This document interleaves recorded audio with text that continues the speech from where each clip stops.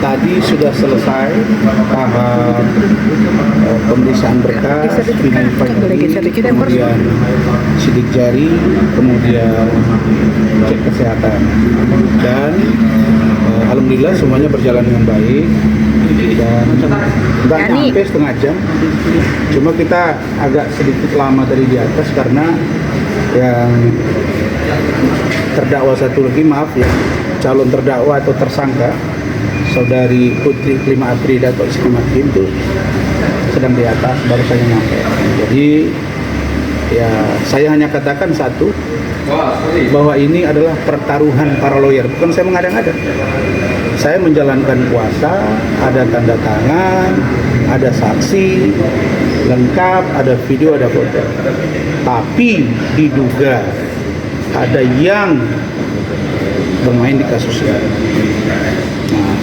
Nah, kapan saya akan bertindak kepada orang-orang yang memeriksa perkara ini? Tunggu selesai putusan pengadilan.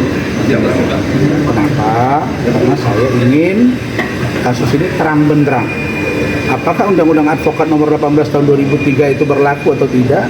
Pasal 16, pasal 18, dan putusan atau dikuatkan oleh Mahkamah Konstitusi.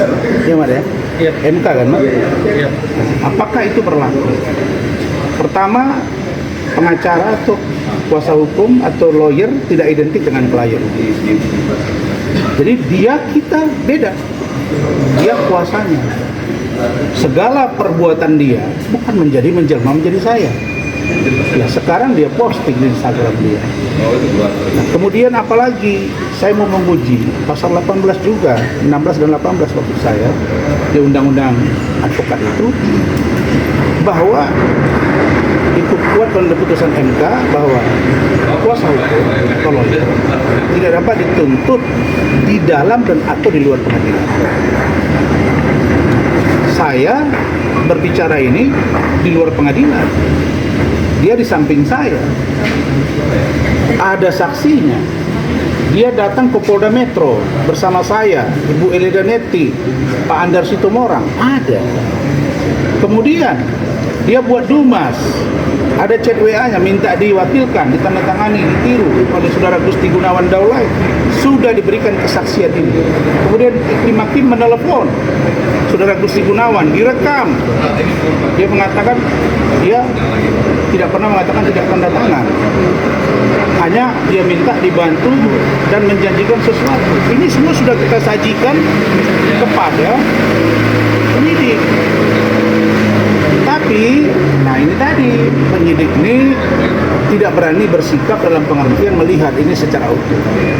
Yang paling aneh, nanti Anda akan lihat sendiri, gelar perkara khusus pasca saya ditersangkakan 2 tahun yang lalu, 1 tahun 8 bulan ini, itu dilakukan gelar perkara khusus permintaan saya, dan di situ banyak beberapa barang bukti yang aneh dan itu berguguran.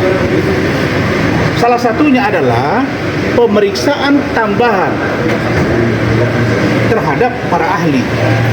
Keterangan tambahan para ahli ini itu sudah dimintai oleh penyidik. Dan salah satu dari ahli itu sudah menyampaikan bahwa Rasman harus diperiksa oleh Dewan Etik Organisasi Advokat.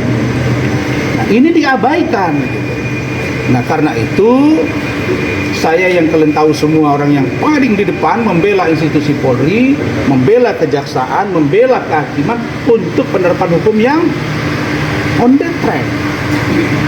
Oleh karena itu, situasi ini harus benar-benar menjadi pembuktian. Sebab saya tidak seperti pengacara yang lain pernah terkena masalah hukum, turut serta, misalnya saya di pasal 55 ikutkan, turut serta apanya saya? Dia posting saya, dia minta saya posting kok. Ada chattingannya, ada tanggalnya, ada jamnya. Setelah kita preskon di kantor saya, dia datang lagi, dia masih bertemu saya, masih makan malam, masih minta belikan bajunya warna merah. Setelah kita preskon, kita masih komunikasi, dia mau bunuh diri, ada fotonya semua. Ini menarik. Jadi kalau ada lawyer yang ditahan, kasus yang berbeda, contoh obstruction of justice, menghalang-halangi, dia begini-gini dihukum, itu beda bos. Ini benar-benar menjalankan kuasa.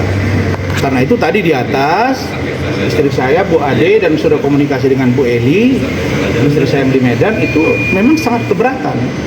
Karena bagaimanapun istri saya ini tahu bahwa dia itu kita layani dengan baik di Grand Cafe, makan dan lain sebagainya. Itu sudah ada data. Silakan Bu Ade, ngomong aja. Pertama, pasalnya 27 ayat 3. Gini aman ya. Di bawah ancaman hukumannya di bawah 5 tahun. Tidak dapat ditahan. Kalau dianggap misalnya lex spesial atau lex spesialis, kalau itu menimbulkan kerugian materi yang dapat dibuktikan. Tapi pasal yang sudah masuk ke saya itu adalah 27 ayat 3, junto 310, 311, junto pasal 55 ayat 1 ke 1 dan pasal 64 KUHP. Di situ terkait dengan transmisi, kemudian menyebarkan informasi yang bisa berakibat kepada kerugian seseorang. Itulah dia pasalnya. Lalu dijuntokan 310, 311, 310 ini dengan 23 ini sebenarnya itu sudah akan ada upaya untuk menghapuskan. Tapi tidak apa-apa karena masih berlaku. Ayo, yang pasti ancaman hukuman 4 tahun tidak dapat ditahan. Kalau dia ditahan apabila tidak kooperatif, tidak datang dipanggil sekali untuk pelimpahan atau sampai di sana melakukan selama ini diperiksa untuk diserahkan juga tidak berkenan atau hal-hal lain, maka baik-baik saja. Sama dengan di sini dipersepsikan oleh beberapa orang seolah-olah nanti akan lama, akan ditahan, ini baru diserahkan. Nah, insya Allah baik-baik saja. Dan saya percaya pemerintahan Pak Prabowo itu pasti akan on the track dalam penegakan hukum. Begitu. Bang, ini sekarang abang lagi jadi foto. Mobilnya mana? Coba. Bang, sekarang kan abang lagi foto main Pak. Lagi. Pak hari ini udah tahap 2. Nanti tangannya kira-kira gimana? Nggak ada apa-apa. Tetap lanjut Bang. Anda tahu saya tersangka itu sudah 18 bulan. Dalam saat saya tersangka, saya juga mentersangkakan Dennis.